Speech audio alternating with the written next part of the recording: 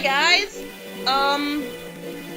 Back, and yeah, basically I just did a couple of things, like I changed the window color and made sure I could run around instead of freaking walking like I'm walking through freaking molasses. Other than that, all you really need to know is this is where you see your items. How you see the magic is you just kind of click on a person.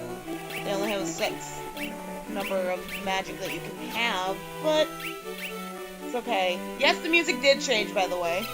Equipment is easy, and you can just click left or right to switch to characters like that, and you can get the optimal weapons and armor, or the best armor, to just do armor, status, basically the same thing. Here's your stuff. And here's the stats that you really should pay attention to. Strength is obviously how hard you hit. Agility goes into your evasion and your accuracy and stuff. Stamina is how much HP you will grow. Magic is how much MP you will grow. Spirit goes into the effectiveness of your white magic, and intelligence your black magic. So obviously Furion is pretty solid, like most RPG heroes are. Maria sucks at strength and stamina, but she has a high agility and intelligence, remember that, for when you want to use magic. And Guy is pretty much kind of the exact opposite of Maria, except he didn't lower intelligence, he just lowered his agility and upped his strength and stamina. Yeah, plus they're all right-handed, so there you go. Formation just brings you front and back row, key terms, shows you your list with little descriptions on the sides, and the save function. Always the save function. And you can pretty much save anywhere in this game unless you're doing, like, I don't think there's really many places you can actually not save at. You can save inside of dungeons, actually, even. And, like, buildings. That's always a great thing. Here's Minwoo. Yes. Thanks?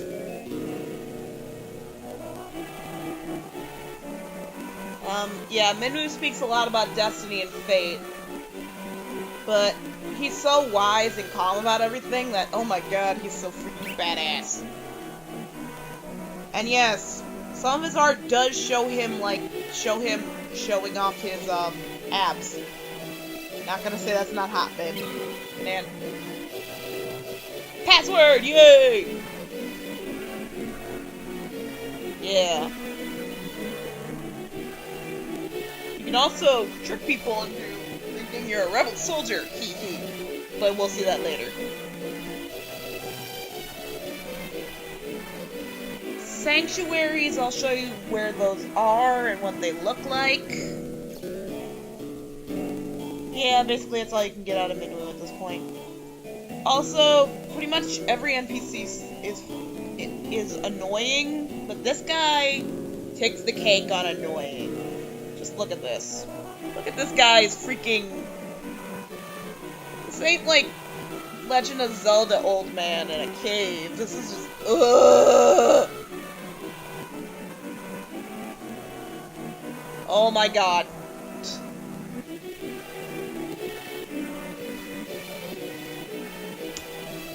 Yeah.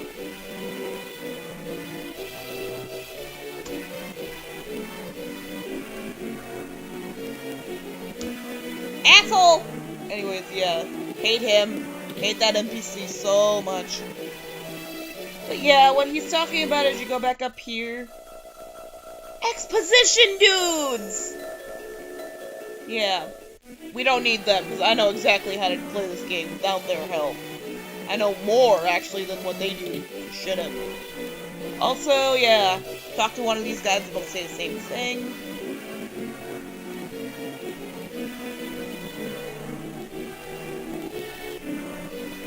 Yeah. I may or may not take a screenshot of what the Final Fantasy Wikipedia says about that particular battle in the beginning. Basically or give off information, I might. basically what happened was, the troop leading, I believe what happened exactly, especially, was that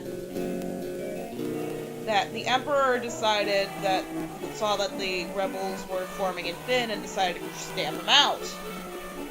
Borgin found this out and and didn't want to die because he didn't really care for the rebels in the first place, and he's basically very self-absorbed.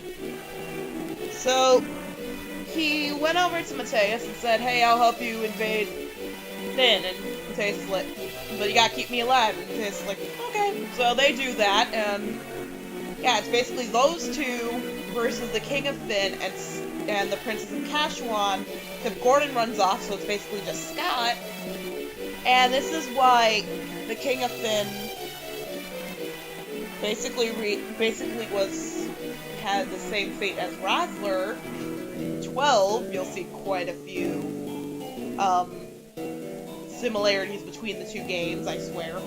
And yeah, Scott also has Rosler syndrome of dying by enemy. Yeah, let's just say that this game also, if you've heard the rumors, probably, but I'm gonna confirm everything that you've probably heard. This game is death heavy. I swear, you will cry at some parts. I cried at some parts. I still kind of cry at some parts. Yeah, basically that's all you can say to him, but yeah. Hilda's room is down here, and there's no one down here, but I just have something to say. There's a giant teapot. That bowl or something is as big as the freaking mirror. Giant freaking flower vase. Proportions in this game suck. At least as far as desks go. Yeah, there's no real point in talking to the NPCs in this base because they'll pretty much tell you, but they do tell you what they think, which is always good. It's not like freaking Final Fantasy 1, where they will repeat the same thing over and over. Get that potion, and that's pretty much all you need. Walking out. Next part, talking to NPCs around town. This guy buzzing like a freak. This guy flying around like a freaking bumblebee is someone you need to talk to. Paul, greatest thief in all the world. Yeah. Get used to his boasting. There's a lot of it in this game. Also, there are a couple characters that I can see having like a Cockney accent, which is why, like, it partially, as much as I love their freaking voices, Johnny Young Bosch and Christopher Corey Smith doing slightly archaic language in Dissidia kinda threw me off a bit, but then it also kind of excited my girly parts. Not gonna lie. But yeah, this game obviously has a couple characters who are British, who probably would have a British accent, and even going as far as to have a Cockney accent. Like, I can obviously point to, like, Paul or Borgin with that kind of accent. Easily. And there are some who would definitely have more of an American accent like those two. Which is why I basically keep Leon at a neutral American accent. But can copy a British accent like Ashes easily. Okay, Wild Rose. Yeah, Paul lived in Finn too. Yeah, that's all he says. But it's important, but he'll be important for the rest of the game. Who's this? He's got a special sprite. Oh, it's Gordon! He's also the same guy we saw running away from the Castle of Finn in the first part, first cutscene. Oh, and yeah, he totally does act like Edward of Damsian. Proto Spoonie! Yeah, oh, poor baby. Wild Rose. Yeah. Aww. don't want to. I want to give you a hug, though, baby. Okay, time to explore town. What does this look like to everyone? That's right. Yeah, that's right. The inns in Final Fantasy. Every single freaking Final Fantasy that you can find most likely will have this kind of inn. At least 1 through 10 does. So yeah, inn. Just talk to the lady, pay her cash if you have it, and walk off. And go to sleep. Heal all your HP and MP, and that's good. Item shop has 3 vendors. Your first version has a potion, a high potion, eye drops, and antidotes. Remember those for later, because trust me, they'll be useful soon. Then you have the cross, the mallet, and 2 Final Fantasy staples, especially the Maiden's Kiss and the Gold Needles. Oh my god, in the later parts of the game, you will need these the Maiden's Kisses and the Gold Needles, and you'll probably eat them up like crack. Also, let's talk about the Phoenix Down, the Altair, the Cottage, and the Elixir. Yes, they are freaking expensive, especially the freaking Elixirs. Oh my god, the Elixirs are so freaking expensive. Cottages you can only use on the world map. Altair's very small amount of MP. That description is not lying. But, yeah. And the Phoenix Down revives a KO'd ally for 1 HP. Point. You better have a cure spell going on the character right after. Just saying. So yeah, there's your item shop. Basically, every expensive item is worthless, and every cheap item is especially useful. Keep that in mind. Here's your sanctuary. Here it changed the prelude theme? Yeah.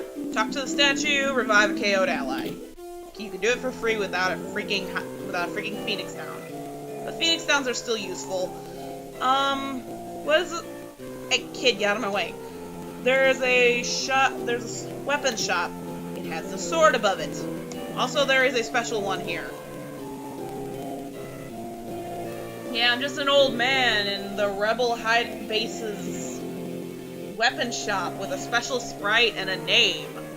I don't know what you want with me. Oh, wait, I'm not. Well, this guy, for not being too important, does have a role in this game, and then you get to meet him in Solar for Birth. It's kind of cool to think about that they at least didn't forget that he exists. Now, I usually don't do this, but because I want to keep Maria and Guy about as agile as Firion, and the shield does get agility and evasion up a lot, I'm gonna buy Firion a secondary broadsword and let him dual wield. Yeah, and basically even if you optimalize it, you're gonna have to do this. And then you can literally and then what you do is you just sell off the buckler for 25 gil! Oh my goodness! Yeah, also I'm still trying to break the game in several different ways. So I actually have different setups for everything, but I'm gonna show you the most basic one. Like getting a cure tome. That's important. Getting a fire tome. Also freaking important. Now, where do you put these? Well, the only way to really do that is... First off, to get a spell, you have to click on it in the item section, and then click on the character that you're going to use it on. Obviously, Maria is best at black magic, so she'll get the black magic. Cure tome should probably go to everyone. I'm going to give everyone a cure tome at some point, but Firion will get the first one, considering he's the better white mage, since his stats are so freaking balanced. Okay, now we're done. And join me next time for Traveling to Finn. Bye, guys!